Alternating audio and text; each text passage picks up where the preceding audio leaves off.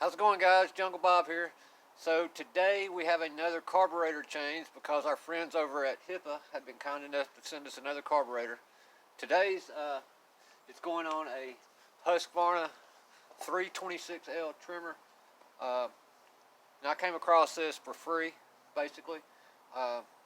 So I've changed the fuel lines on it, fuel filter, and I'm going to show you what it's doing now, and then we'll do the repair and show you what it does afterwards. If it works, then I'm just going to sell it to somebody. So we'll choke her up. Let's see.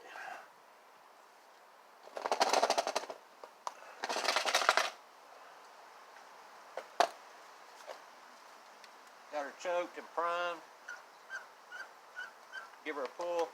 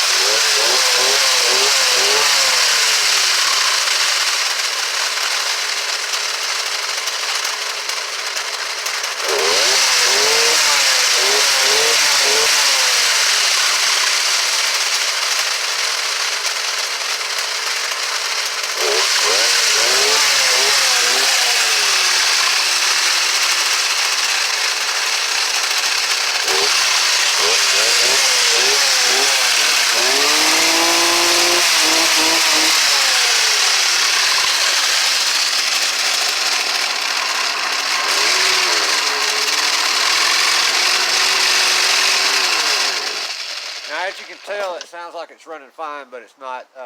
It'll run for a little while and then it just quits, dies. But you noticed all that smoke that was coming out, and that's not from a rich fuel mixture. It's flooding itself. The carburetor's flooding itself, and it's erratic behavior. So we're going to put the new carburetor on it because Hipa sent it to me, and see if it doesn't run any better. And that'll be our video for today. So if you're interested, stay tuned. We'll get right into it.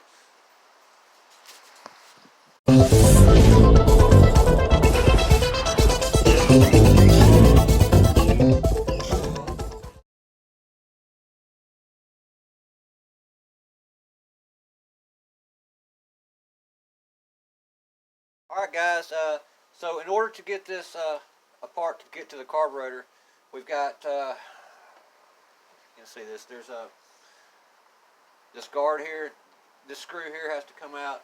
There's one on the back side over here that has to come out. There's two on the top here on this side that come out, and one right there, so I think it's 5 total.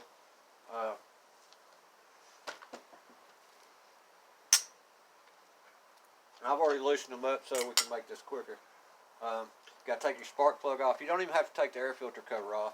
This will just slide right through there like that. And that's off. And now we've got our carburetor right here. Let's just see what it looks like.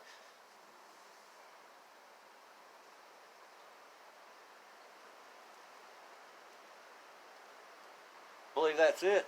So to get this off, it's Allen head. I don't know what millimeter it is, but you got to take this these 2 bolts out right here to get the carburetor off. And note, the air filter intake is right here. It's a little plastic piece that fits on the carburetor. Now I've already changed the primer bulb, fuel lines, fuel filter, and it's running erratically. I know it ran in the start of the video, but once it warms up and you cut it off and recrank it, it's not running right. It's flooding. There's hardly no adjustment on the adjustment screws on the carburetor, so it's just not right. And you know, I may keep it. There's a little rattling in the clutch. I mean, it's an old weed eater, but I'll sell it for, you know, 75 bucks or so, or I'll keep it and use it around here as a spare. So we'll get this off, and it's pretty easy to do. These are simple. The steels are a lot easier, but so you get this, and you can just pretty much pull the carburetor up right here and just be careful. And it kind of lays out. Just take your throttle cable off.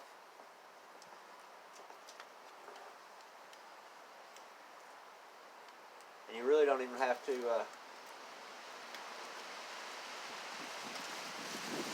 worry about that. Anyway, we'll get this off, and I'll be right back. The wind's blowing. It's colder than a well digger's butt out here. But you see here, here's your throttle cable. I'll get that off, and we'll take these fuel lines loose. You got one here and one on the back side. Be careful not to tear them. And then we'll get it back together. Once you get that throttle cable off, it frees this up to come out pretty easily. And I take my needle nose and just kind of get this fuel line loose.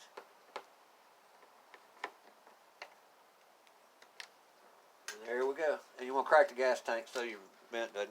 So similar exact carburetor from Hipa. And this choke lever just slides off of here and goes and attaches right there on that.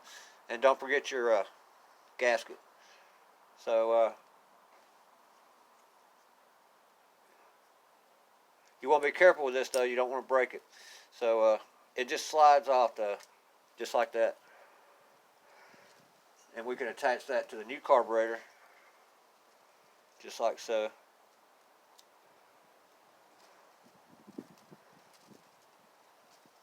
And there you go. Alright, get back to you when we get it back on here. It's the same process putting it back on. Okay guys, so there are a couple of things to take note of. When you do get the carburetor back on,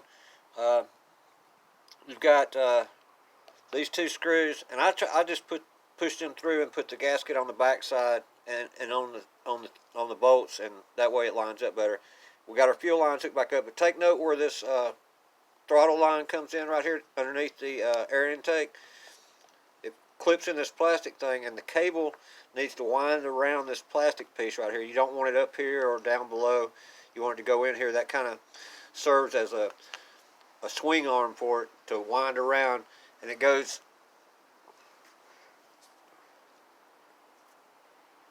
into that hole right there on the carburetor. It's a Z-bend. It fits right in there, but just make sure that you get that in there like that.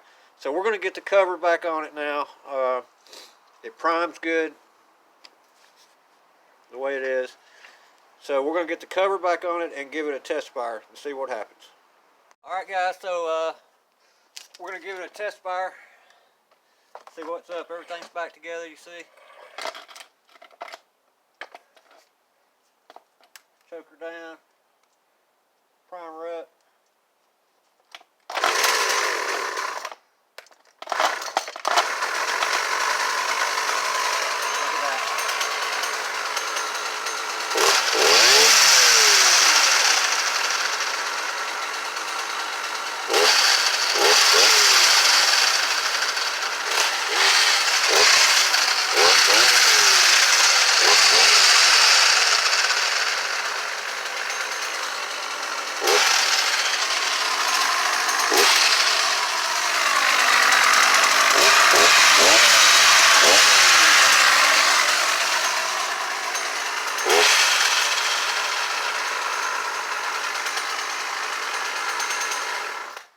Alright guys, so that's it.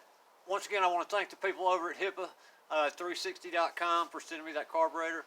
Seems like it works. It's got a lot better throttle response, but it's a kind of an older weed eater, so I'm sure it's got a little air leak in it somewhere. You know, it's worn. But now I've got control with my low and high speed idle adjustments on this thing, and like I said, the throttle response is a lot better, and it doesn't kill out when you let off the trigger. So that other carburetor, I didn't take it apart, but I'm sure it needs a diaphragm and whole rebuilding it. But anyway, that's it for today. Hope everybody has a great weekend. Please like and subscribe to my channel, or leave your like, subscribe to my channel, leave me some comments. And I guess that's it. Jungle Bob out.